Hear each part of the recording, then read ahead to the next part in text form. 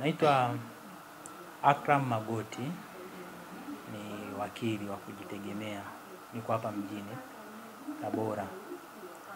Nikianza na kitu ambacho umeniuliza, na nitarejea pia baadhi ya vitu ambavyo pia na mimi nimeviona na kuvifuatilia, sababu ni taarifa ambazo zinasambaa kwenye mitandao.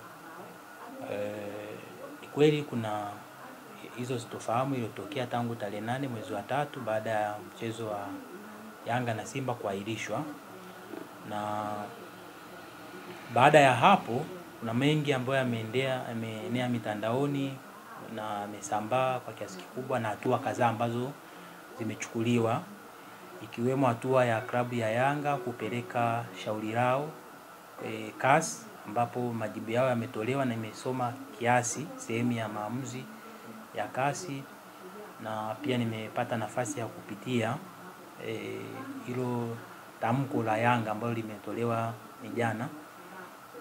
Kwa kiasi fulani tunaweza kusema hivi,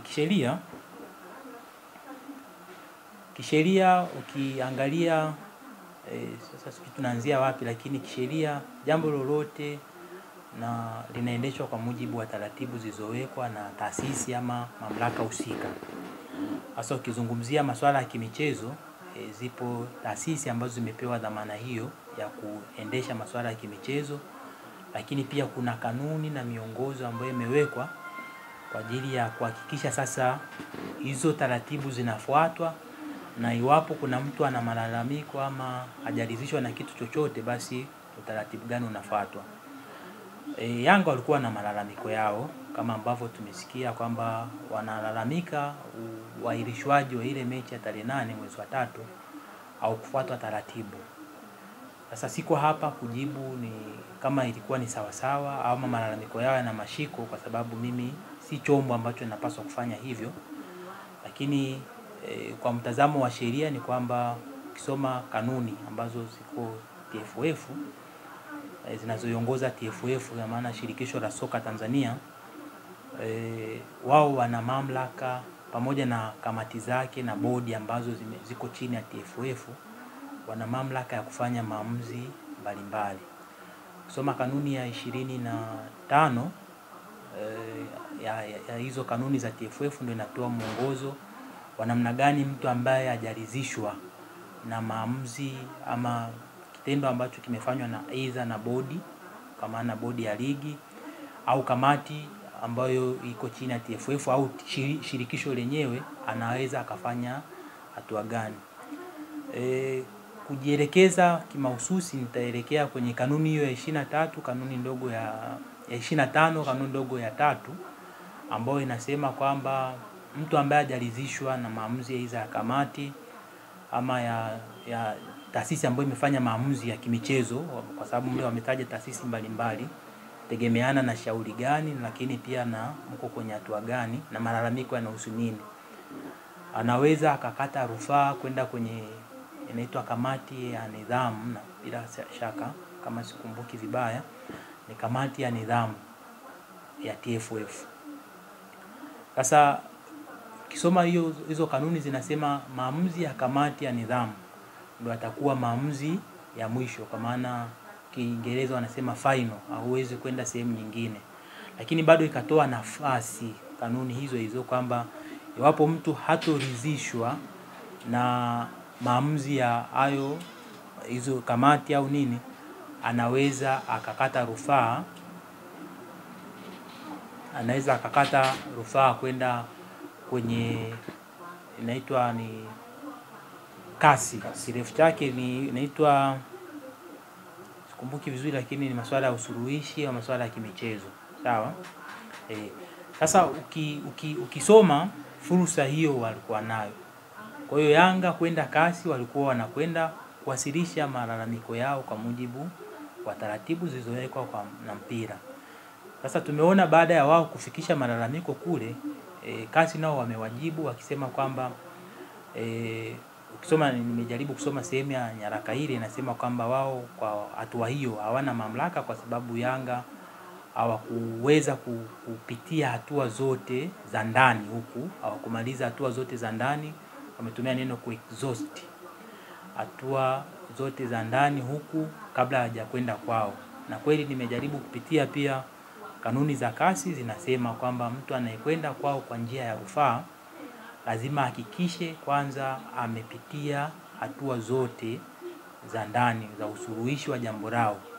Na iwapo sasa atashindwa ndo anaweza akaenda kule. Kwa hiyo maamuzi ya kasi yapo kama yalivyo, na Yanga sasa wao wamekuja na msimamo wao mpya ambao sasa ndio msingi wa swali lako kwamba inakuwaje sasa na huu msimamo mpya ambao Yanga wameutoa kuhusiana na tamko lao kwamba hawataendelea na ule mchezo. Ukisoma maamuzi ya kasi hayajaifunga Yanga kwamba ni lazima wafate kile kilichoelekezwa, lakini imetoa tu mwelekeo kwamba au maelekezo kwamba iwapo Yanga wanahisi wanaweza wakapata haki yao kule kasi, warudi kwanza wafate taratibu zote kwa maana ya kuexhausti hizo remedies zote ambazo zipo kwao kwa kuchukua hizo hatua ambazo wanapaswa kuzichukua kwa mujibu wa sheria.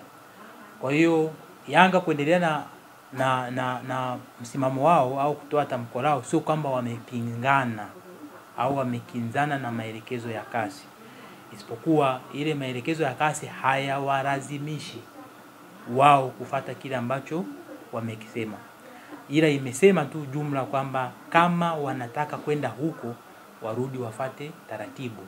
Moja ya taratibu ambazo zinatakiwa kufuatwa ni kwamba wahakikishe ile taratibu za usuluhishi wa migogoro ya ndani zinamalizwa zote, kwa maana wanafikia kwenye mamlaka ya mwisho utoaji wa maamuzi ya masuala ya mpira kwa Tanzania, ndipo waweze kupata fursa ya kwenda kule.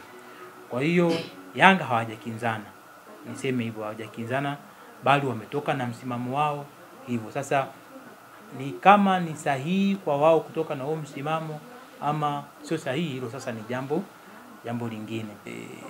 Unajua ni masuala ya kimichezo, na mara nyingi masuala ya kimichezo yanaendeshwa na taasisi hizi za michezo ambazo zimepewa mamlaka.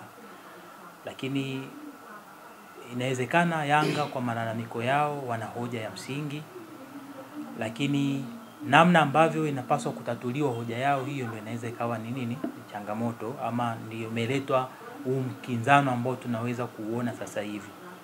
Kimsingi nimejaribu kufuatilia Yanga wanalalamikia ile tukio la uahirishwaji wa mechi.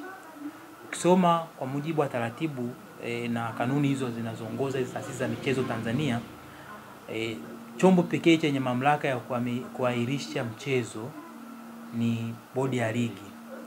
Sasa bodi ya ligi wao walikuwa ni sehemu ya walalamikiwa kwenye ile rufaa iliyokuwa imepelekwa kule kasi. Na kwa bahati mbaya ambayo sasa tunaweza kusema mbaya ama isivyo bahati ni kwamba kwa ambacho nimekifuatilia mpaka nakuja hapa ni kwamba bodi ya ligi waliwahi kutoa tangazo lao, sijui ni tangazo, sijui ni tamko kwamba wanafanya uchunguzi kuhusiana na kile ambacho kilitokea tarehe 8 na baadaye watatoa taarifa ya uchunguzi wao. Lakini kwa tafiti zangu mpaka sasa hivi hakuna chochote ambacho kimefanywa na bodi ya ligi, aidha kwa kutoa tamko kwamba katika siku ile walishajua tukio la ule mechi ambayo ilitakiwa kuchezwa tarehe 8 ni nani alikuwa amekosea au nani alipatia, nani alikuwa kwenye haki, nani hakuwa kwenye haki. Hilo ndio jambo ambalo linaleta mtatizo mpaka sasa.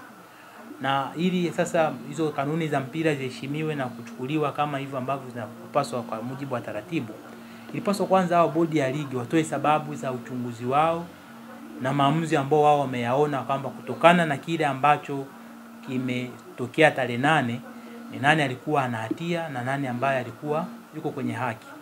Halafu baada ya hapo sasa ndio iweze kuendelea mbele na kupanga ratiba ya mechi na nini. Sijui taratibu zao za ndani zinazoongoza kupanga mechi, siwezi kuzizungumzia sana, lakini kimsingi mtatizo huko hapa. Changamoto iko hapo kwamba ile taarifa ya uchunguzi waliodai kwamba watakuja kuitoa mpaka sasa bado haijatolewa, na ndio maana nafikiri ndio msingi wa madai ya klabu ya Yanga kwamba hawawezi kwenda kule kwa sababu haijajulikana kwanza ni nani alikuwa ana hatia, nani alikuwa anakosea. Sasa walijaribu kufanya hatua moja mbele kwa maana ya kwenda CAS kwa ajili ya kupeleka malalamiko yao hayo, lakini isivyo bahati ni kwamba hawakupitia hizi taratibu za ndani zote, ikiwemo kupata maamuzi ya bodi ya ligi yenyewe. Na ikumbuke kwamba kwa ninachokifahamu mimi kidogo kwamba moja ya vitu vinavyosambaa sasa, uhakika wake sina uhakika vizuri, waliandika barua Yanga kwa bodi ya ligi, lakini iko kimya, haijajibiwa. Kwa maelezo ambayo tunayasikia wao wanasema kwamba walishaandika barua malalamiko bodi ya ligi, lakini mpaka leo bodi ya ligi haijajibu. Kwa hiyo inawezekana ni sehemu hiyo ya kutaka kwamba wapate maelezo kwanza kuhusiana na kile kilichotokea, alafu ndio waendelee mbele. Kwa hiyo inawezekana wao msingi wao wa kugomea hiyo mechi huko hapa, lakini sio kwamba taratibu hazifuatwi. Nimejaribu kusoma kanuni za TFF. Ipo kanuni inayosema kwamba masuala ya kimpira ni marufuku kupelekwa kwenye mahakama hizi za kisheria, kwa maana mahakama za kawaida. Maana yake ni nini? Ni kwamba kama mahakama inazuiliwa, mahakama hizi ambazo ndio zimepewa mamlaka ya kutoa haki kwa mujibu wa katiba zimezuiliwa kuingilia masuala ya kimpira, manake taasisi nyingine au mtu yoyote hawezi kuja kuingilia. Tamko la waziri limetolewa, ndio tumelisikia, na mimi nilipata nikasikia pia kwa nyakati tofauti tofauti. Amekaa na hivi pande zote mbili, ikiwezekana zote tatu, kwa ajili ya kuangalia namna ya kuliweka sawa jambo hili. Kwa hiyo jukumu la waziri lilikuwa linaishia hapo, kwamba kuhakikisha kama waziri mwenye dhamana anakaa na kuwapatanisha hawa watu kufikia mwafaka kwa ajili ya kuendeleza swala ya kimichezo kama sehemu ya majukumu yake ya wizara yake. Lakini kilichokuwa kinafanywa na waziri ni kwamba ni katika kuhakikisha tu hali inakaa sawa na mechi inarudiwa kama inarudiwa, lakini changamoto inaondoka. Hilo kirudi kwa mujibu wa kanuni, tunarudi pale pale kwamba yeyote mwenye malalamiko ambaye analalamika kuhusiana na kuahirishwa kwa mchezo ama jambo lolote linalohusiana na masuala ya kimichezo, zipo taratibu zilizowekwa. Lakini ukiziangalia kanuni hazitoi mamlaka kwa waziri wa michezo kufanya chochote. Kwa hiyo nafikiri msingi wa Yanga huko hapo kwamba waziri amefanya jukumu lake kwa nafasi yake kama msimamizi wa masuala ya michezo, ambayo tunajua masuala ya michezo iko chini ya wizara yake. Lakini kwa kanuni hizi ambazo zinaongoza masuala ya michezo Tanzania, yeye hana mamlaka moja kwa moja ya kuamua nini kifanyike ama nini kisifanyike. Na ndio maana hata yeye aliishia tu kwamba washauri kwamba wakae waone namna ya kufanyaje ya kulimaliza. Kama ingekuwa zinampa mamlaka, maana yake angeshatoa maelekezo na angekuwa ameshafuatwa. Kwa hiyo swala la namna gani linaisha hili swala liko mikononi mwa hao watu wanaovutana, kwa maana pande zote zinazovutana, klabu ya Yanga na hao wanaowalalamikia. Kama wako hiari yao, kwa sababu sheria pia zinaruhusu kwamba watu wanaweza wakakaa, watu wanaorumbana wanaweza wakakaa wakafikia mapatano wakaridhiana na jambo likawa limeisha, wanaweza wakakaa chini wakakaa pamoja wakasikilizwa malalamiko yao, upande unaolalamikiwa pia wakajibu, wakatoa hoja zao, mwisho wa siku wakaamua kulimaliza kwa njia za kiungwana, litakuwa limeisha kama ambavyo waziri anapendekeza. Lakini inapotokea sasa hawa upande mwingine wanaona kwamba haki yao haiwezi kupatikana kwa hizo njia, basi wanaweza wakazipata kwa njia nyingine ambazo zimeelekezwa kwa mujibu wa sheria. Sasa sisemi kwamba hiyo njia waliochukua sasa hivi iko sawa sawa ama iko sawa sawa. Hilo ni swala lingine ambalo pia inahitaji tujielekeze kwenye sheria ambazo wao wanaziegemea.